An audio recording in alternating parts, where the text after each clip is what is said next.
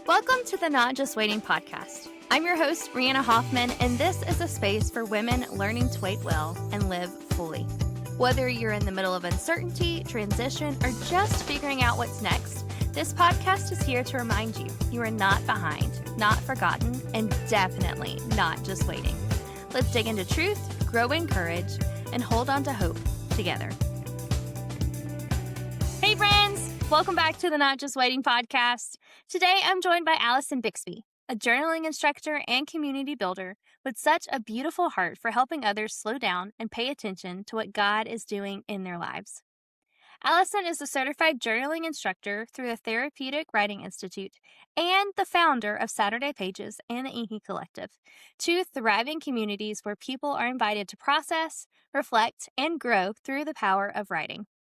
She lives in South Carolina with her husband, Ben, and their 3 children, and you'll almost always find her with her journal close by. Allison has this gentle way of tracing the lines of grace through every season, and her work is an invitation to do the same, to notice, to reflect, and to see God more clearly in the middle of it all. I cannot wait for you to hear her heart. Let's dive in.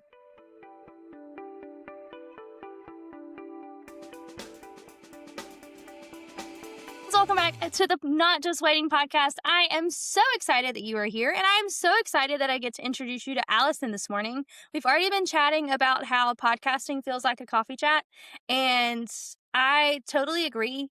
And now it kind of makes me want to try a latte, but I'll get that later.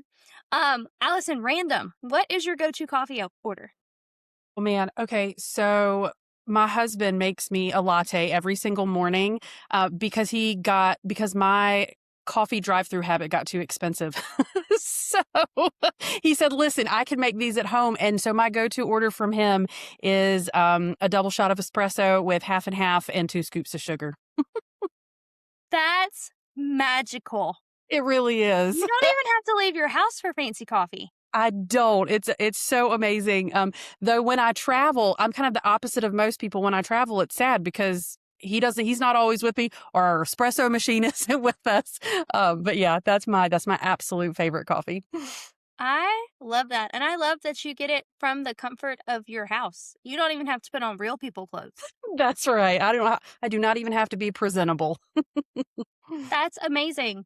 Well, friends, now that you're invited to the coffee chat, you should totally comment what your favorite coffee is, and I might try some of them. We'll see. But we are continuing on with our Becoming series this season, and we talk about being in the in-between a lot because a waiting season is really an in-between season, and all of us are waiting in some shape, fashion, or form, whether that's for a career or marriage or small people or next steps or the Lord to come back. So we're going to chat today about our becoming seasons and just see what we come up with and what the Lord really wants us to say today. Is that okay with you? Sounds great. Awesome.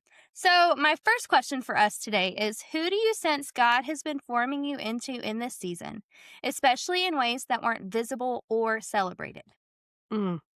That is such a good question. I love the caveat on the end of that, in the ways that aren't visible or celebrated, because it's really recognizing, I think, that God is doing things deep within us that other people can't always see, and sometimes we might even struggle, right, to like find the words for. So your question actually, like when I saw it originally, just gave me a lot of pause to think and to and even ask God, who have you been forming me to be? And I think what I've come up with is he's formed me to be a person who gives him my yes in small ways, in big ways. And I'm somebody who likes to know the plan. I want to know how things are going to turn out. And really what he's been inviting me into over the past couple of years is just give me your yes. Just give me your yes. Trust me with the next steps and whatever the outcomes are. And so it's been really a blessing to lean into that, to say yes to God, even when it didn't make sense and or I didn't understand it, because then And it's not that we always get to see the outcome of it, but as I've said yes and gotten to see some of those outcomes and experience some understanding, like, oh, this is why God was asking me to do that. This is what he was inviting me into. That's been a really beautiful thing to see. Yeah, I have a practical question. Yeah. How do you know what to say yes to? Oh, that's a yeah, I think that's such a good question. I think it's a couple of things.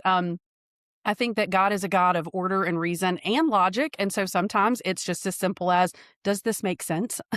Does does this look like God's provision for me, for our family in some way that we need? Does it meet that a need for us? Does it help meet a need for somebody else? Does it line up with who I know He's made me to be? And then also, as I've grown in my faith, and I've been walking with the Lord now for probably close to 25 years. And I feel like I do recognize those nudges, those gentle whispers from the Lord, that kind of interrupt my own internal narrative. And I'm like, oh, I should probably pay attention to that. Yeah, that makes sense. I am one of those people just like you that like to know the plan, that like to know what's going on, but I also have a really hard time not saying yes to everything. So when did you have to draw the line of what the Lord's yeses were versus what not your yes, but like the yes that you felt maybe shame or guilt to say yes to? Oh, yeah. So I think especially in the world we live in, there's so many opportunities. There's so many things we can say yes to and then become incredibly overloaded. And so I have learned to watch out for some kind of internal red flags that I feel like are gifts from the Holy Spirit. Things like when I hear myself saying, well, I, I can do anything for X amount of time. That feels like a justification, and usually when I say yes in those instances, I end up being in over my head or completely stressed out or maxed out, and not available to my family and my church family the way I wanna be, and so when I start to hear that conversation rolling in through my mind, I'm like, "Okay, I need to slow down, and I need to pray, I need to seek counsel, I need to really think through, if this is an opportunity of God to say yes to Him, or if this is more just a time where I need to say, you know what, I'm so honored that you asked, but I can't do that. Yeah. Another practical question. It's adulting 101. How do you gracefully bow out? Mm. So, yeah, that's a hard one, especially for those of us who are people pleasers, who have a history of that, where we're kind of the responsible one who's always, carrying the load and want to be helpful. But I've really had to learn that other people's emotional reactions to my yes or no are not mine to carry. Ooh, Now, doesn't mean I have to be rude in how I say my no, yeah. right? But I really have had just to learn that, like, that's on them, and I'm happy to hear how they feel, but ultimately that's not mine to carry. Mm. I have like feelings in my chest thinking about saying no to some Mm. things because there are some things I definitely need to say no. Because when you were talking about, yeah, I just justify it and I can do this for X number, I was like, there's that thing. So the Lord and I are going to go have a conversation, not right now, about the things that I should be saying not yes to. Um, But thank you for sharing that. I think that gave a lot of us permission to not say yes to everything because I know for me personally that I get stuck talking about being in between. I get stuck pursuing the perfect will of God and I become content with his permissive will. So when I say yes to things, I'm like, oh, the Lord is good and sovereign, which is true, 100% true. But when I say yes to things I'm not supposed to say yes to, I get in the way of his perfect will. Mhm. Because then he's just gonna get somebody else to do the thing I was supposed to do. Yeah. Yeah, and really when we're saying yes to things that probably aren't ours to say yes to, there are other things we're gonna miss out on or just not have the capacity for. And I think that God can redeem all of our answers, so I don't think he's limited by our sometimes poor decision making. Um, but nonetheless, I have found greater joy when I am actively listening for God's guidance and what it is that is, probably the best to say yes to. And what's the best to say? Not right now, or no, that's not for me. Yeah. This was good. We could go home if we wanted to right now. I don't wanna go home right now, but we could. Um, Good. I have a couple more questions before I literally take you down the yes rabbit hole because I really want to, but I'm not going to. Um, was there a season where God seemed more focused on shaping your character than advancing your calling? And what did that form in you? Mm, okay. So, yes. A little backstory about me. For the past 20 years, I have primarily been a college writing instructor. That's been my job. And there was a few years ago, probably about 5 years ago, I actually stepped out of teaching and said, "I'm burned out. I need a break." And I don't think I'm ever going to go back to that. Well, you know what happens when we say never. A couple years into that never, God said, "I actually want you to go back into the classroom." And I was like, "But God, like, I am really digging all this creative work I'm doing and this creative communities that I'm cultivating. And that's what the direction I want to go." But I very clearly sensed him saying, "No, this is actually what I'm asking of you." And so it felt like I was honestly, in some ways, going the opposite direction of who I thought I was becoming and doing and all of that. And I have a very clear moment. I was journaling, and which is just a practice, a habit that I have. I was journaling about work and how I didn't want to be there in the classroom. And the Lord said to me, "You know what? A yes right now is not a yes forever, but I need your yes right now, and I need you to be fully present where I have you." And it was convicting when I heard it, but it was also so freeing because I felt I was holding back in a lot of ways in that environment because I didn't wanna be there. I certainly didn't wanna be there until Jesus came back, and so, but that gave me the freedom to just be fully present and to trust that when the time was right, God would point me or he would redirect my path. And so I think he was just really kind of where we started the conversation, forming in me that willingness to say yes to him, even in times where it was, a little bit like, "Are you sure? Are you really, really sure?" Because I'm not real sure right now. Yeah. And I have definitely been in those seasons when it's like, Lord, are you sure? And then in your brain, you're like, is this the Lord? Is this the enemy? What is this? Is this just me? What is Huh? happening? Yeah. Mhm. Precisely. I do love that you have learned to listen to him because you could have very easily have been like, no, I said no, we're not doing this. Yeah. Mm, And I think too, being able to really be fully present in that season showed me that there were good things and there were gifts in even a place where I was like, "I'm not sure I want to be doing this." And it just, I don't know, it made me a lot more receptive and open to God and the work that He was doing, which is always a good thing. yeah, absolutely. And I love that he takes us to those places because he does, in fact, know better than we do, even though we pretend sometimes that he doesn't. Um, because Yep. he gets the whole plan and we don't, Yeah. even though I would like it. Um, Right. I told a friend one time, I was like, "I just need the 5-year plan from God." And she's like, "I don't know. That sounds pretty stressful." I'm like, "Okay, maybe." I see both sides. The planner in me is like, I would like to know the destination. Yeah. Yep. I would like to know the destination. But then I also see but if I knew the destination, what would I do to get in my own way from getting there? Oh, absolutely, 100%. And I think too, we don't even and when we come out the other side of some of these seasons, we don't always know what the purpose is. It's not always immediate or even on this side of eternity clear. And I think we have to be okay living in that tension and just saying, "You know what? My call is to be faithful to God." And that's it. Yeah, absolutely. Mm, that's so true. Whew, this conversation is good. Real good. My toes have been stepped on. It is Oh, fine. They will be fine. I didn't even mean to. I'm sorry.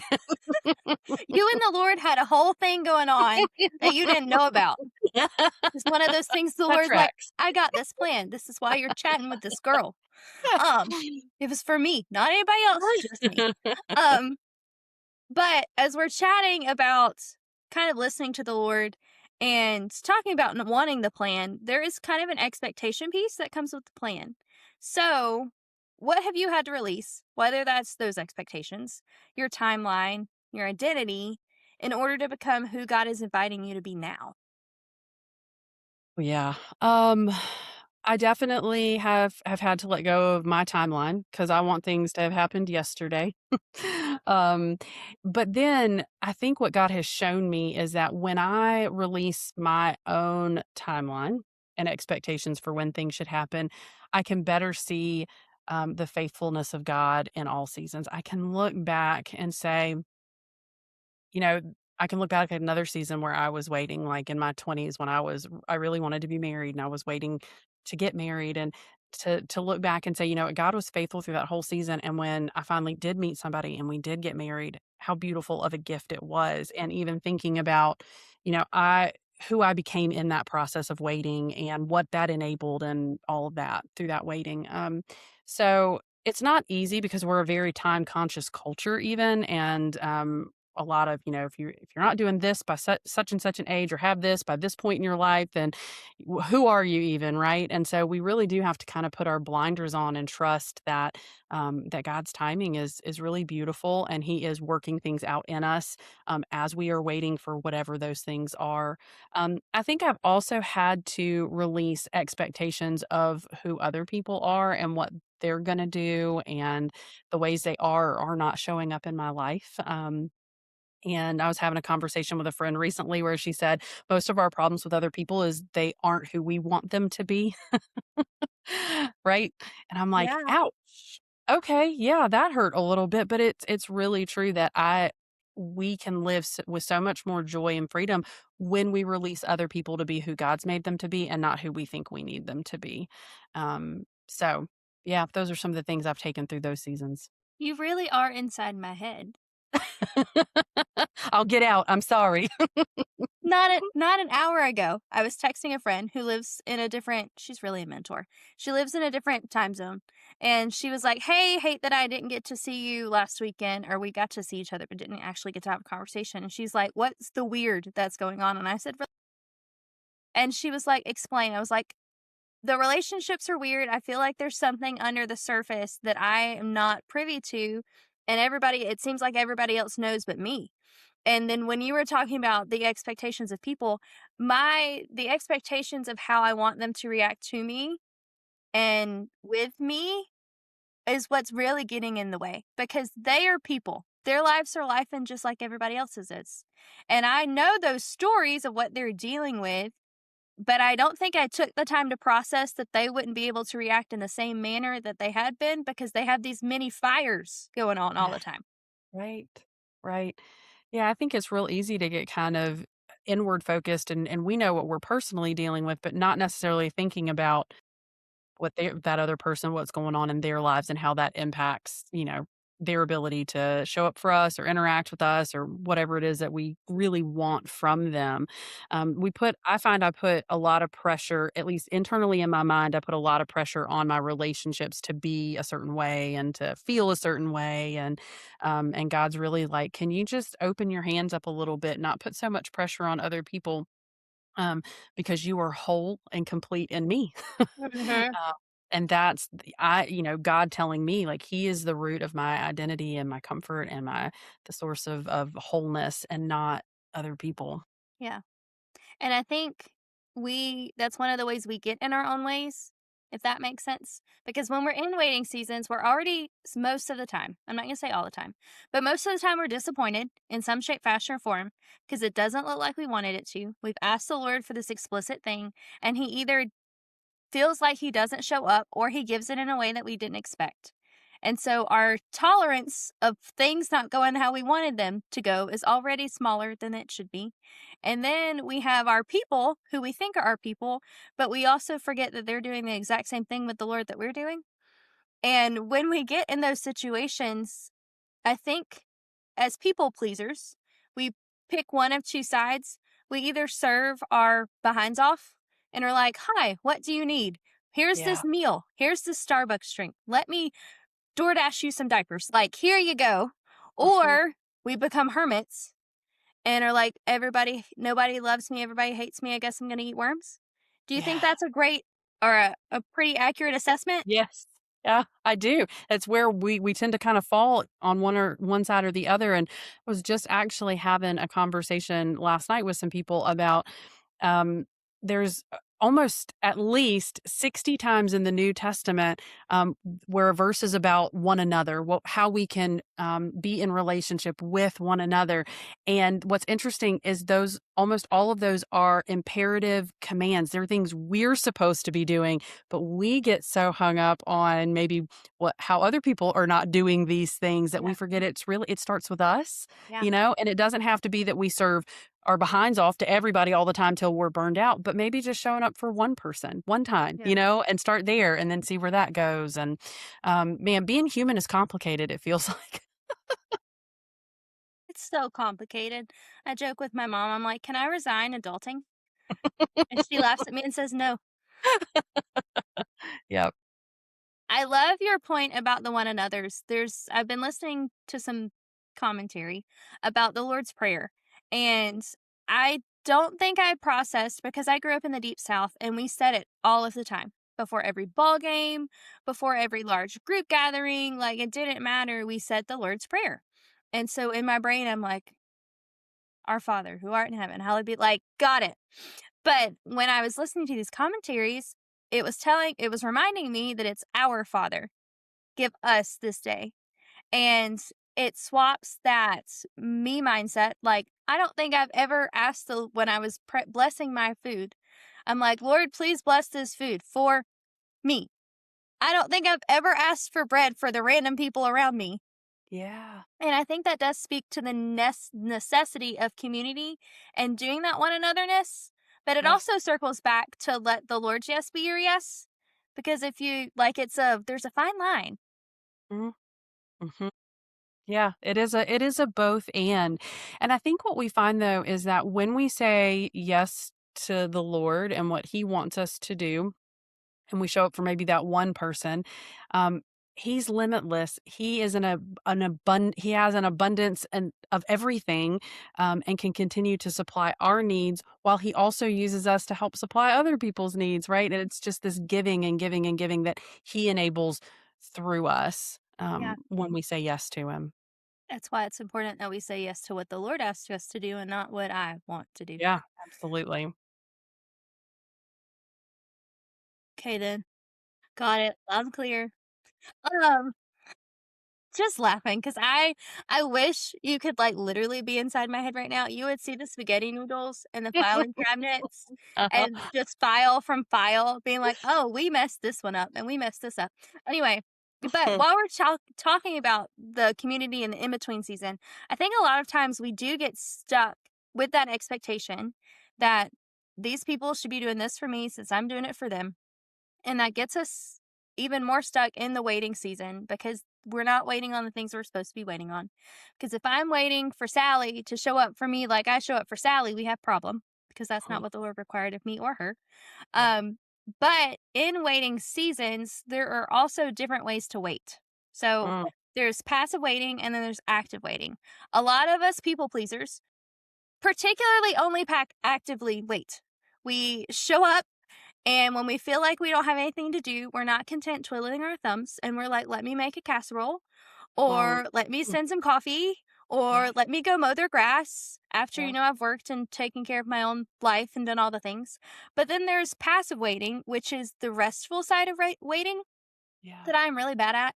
So we joke here on the podcast that my version of passive waiting is eating peanut butter cookies and watching Netflix because that is the longest you can get me to be still. Um, so, in your season right now that Mhm. you have learned all these things from the Lord, how are you waiting well? Whether that's actively, passively, a little bit of both. What does that look like for you? Yep. My favorite question to ask and for me to journal about is, God, where am I seeing you right now? Where am I seeing you today? Because that keeps me grounded in the present, in my present waiting, and it reminds me that despite how things might feel, that God is with me and God is working. And I can be confident of those two things. And so for me, it is a bit more on the passive side, I guess, because it's introspective, but it's also proactive in seeking the Lord. And so it's a little bit of both pieces of the pie for me in that sense. Yeah. I love that you said it's introspective because I think a lot of times, at least for me, I'm really bad at looking inward and being like, okay, Lord, what are you doing and where do you need me to move? What character are you building in me when I'm too busy having stuff in my hands trying to run around like a chicken with my head cut off? So I think it's very important to, I mean, even asking the question and being real with yourself and not just answering it because you know what the answer is. Yeah. Yeah, absolutely. And sometimes that answer is, Lord, I don't know where I'm seeing you. I haven't felt you, seen you, experienced you. Can you give me the eyes to see it? Can you give me the ears to hear? Because I want to be in tune with you. But sometimes the noise out all around us makes that so hard. Yeah, I totally agree with that. Mm. Whew. Is there anything else you'd like to share with our listeners or something I missed? So I just was going to say, I know I've mentioned it a couple of times, but journaling has become for me a spiritual practice and rhythm that has helped me stay in tune with the Lord. It has helped me wait through seasons where I didn't feel like things were happening on my timeline or in the way that I wanted them to. And so we were chatting about this before we recorded. I released a book back in March called Journaling as a Spiritual Practice. And the book it in part shares my story about our oldest son and his genetic diagnosis and how that turned our lives inside out. You want to talk about expectations being just upended. That was a season where I really had to wrestle through what expected God to do and what he didn't and how he showed up anyways.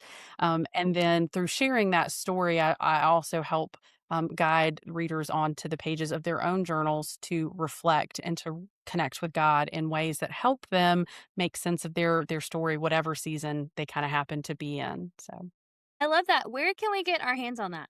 yeah, so it's on Amazon. So just search Journaling as a Spiritual Practice by Allison Bixby, and you can order it straight from there. You can also find me on my website, AllisonBixby.com, and get you connected to my newsletter, to the book as well. There's links there too. So yeah. That's super cool. We're going to link all of those things in our show notes so you get the spelling right and it makes it easier so you can just click it instead of typing it in. Sometimes Yeah. I'm the world's worst and I like transpose letters. So we're going to make it Well, easy for you guys today. and we have the weirdest last name ever. So yeah, I think typing it out for everybody else will be a great gift for them. I love that. You definitely don't walk into like a random gift shop and find your last name anywhere, do you? Do not, but you know what? I had a friend tell me once that I have a very high scoring Scrabble last name. Yes, And I you was like, do. that's my love language. I sure do. That's awesome. And a fun fact. I love that. And people can't say it's not a word because it's literally your last name. Right. Yeah, That's exactly. brilliant. Now I would be scared to play Scrabble with you because you do have like an award-winning last name. I love that. Yep. Well, this conversation has been fantastic. I have loved every minute of it. I'm going to enjoy listening to it multiple times so that the Lord can actually with a journal so I can process what the Lord is trying to tell me. If you guys have figured it out and are listening to us, please DM me and let me know. This has been such a privilege and a joy, and I just want to have you on my couch and I cannot serve you a latte as good as your husband makes. Um but I can go to Starbucks or our local coffee shop and be like, "Hi, this is what she likes." So eventually, maybe we can get there, but Thank that you would be for so fun. having me. This has Yes! been so good. Yes, thank you. Well, friends, please go find Allison on Instagram after you go buy her book off Amazon and tell her thank you for being on the podcast. If you guys have questions or comments or concerns, maybe, feel free to comment those below wherever you're listening to podcasts or direct message us on Instagram. But otherwise, we'll see you guys next week. Bye, friends. Thanks for listening to the Not Just Waiting podcast. I hope today reminded you that even in the in-between, God is working and you are not alone. If this episode encouraged you, would you share it with a friend? And don't forget to hit follow so you never miss a moment of truth, hope, and real conversation. You can find me on Instagram at rihanna.ivy.hoff and join the community over on Substack for deeper reflections and weekly encouragement. Until next time, take heart, friend. God is in the waiting with you.